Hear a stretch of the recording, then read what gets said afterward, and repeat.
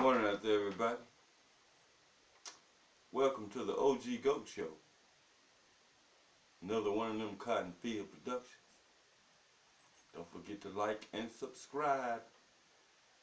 This morning I'm talking about my little cousin P, Lil P. Hey, Lil P grew up in a little town called Baysmore, my cousin.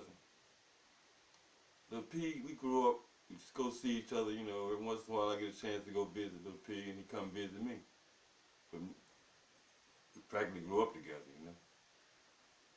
Lil P had the issue with peeping, okay?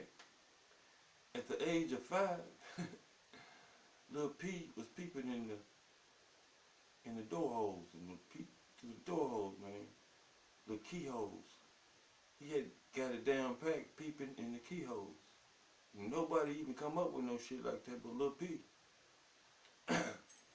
By the time Lil P got 12 years old, his family had to kick him out of the house. He was peeping so hard. Lil P started out one day, he said, come through the hall, coming back to his room. And for some reason, his parents' door was cracked. So he peeped in there. He said he peeped in there and he saw his daddy on top of his mother. So, as a kid, he didn't know what he was doing. He thought his dad was beating his mom up. So, man, he marched on down the hall, he said, and went in his room and slammed the door. He was mad. The little kid couldn't do nothing about his dad beating his mom up. So after a while, somebody caught Lil P peeping through the keyhole. And they told the parents about it. One of the kids did. So they put bubble gum in the keyhole. That didn't stop Lil P. Lil P found him a clothes hanger. And every time they go in there to do something, they would notice when they got through, the gum would be on the floor. Lil P took that clothes hanger, pushed through that hole, and knocked that gum down, and watched the whole session. Lil P went from his parents' room to his sister's bedroom. From his sister's bedroom to the bathroom. They put gum up, they put all kinds of shit up to stop Lil P. He was unstoppable. By the time he got 13, he had to go stay with his grandparents. Lil P had terrorized that neighborhood. They no longer wanted Lil P in the neighborhood at 13. He had to go. He had peeped in some of the biggest famous people in the neighborhood's home. So he had to go.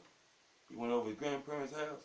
Lil P got off into, he made him a magnifying glass, man. He got off into magnifying shit. Now he got a magnifying glass. He done glued onto a stick so he can peep.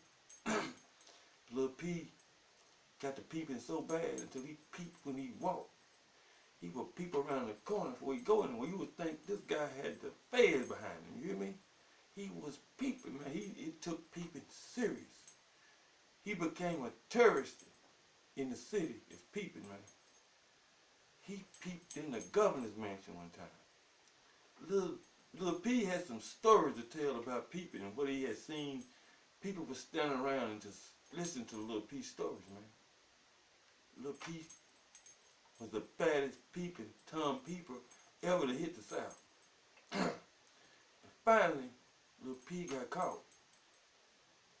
And guess who he was peeping at? The judge's little granddaughter. And man, the judge gave him a week. You hear me? The whole damn court was crying when the judge got through with Lil P. Man, they teared up in that bad boy. And they had to pass out fucking that. Nobody never got a week. It's always been a day. They gave P a week, man. 25 years and a week. So P just got out. January 1st. And P is still peeping. He really peeping now. It ain't peeping in nobody's window. He think the police after him. Peace out.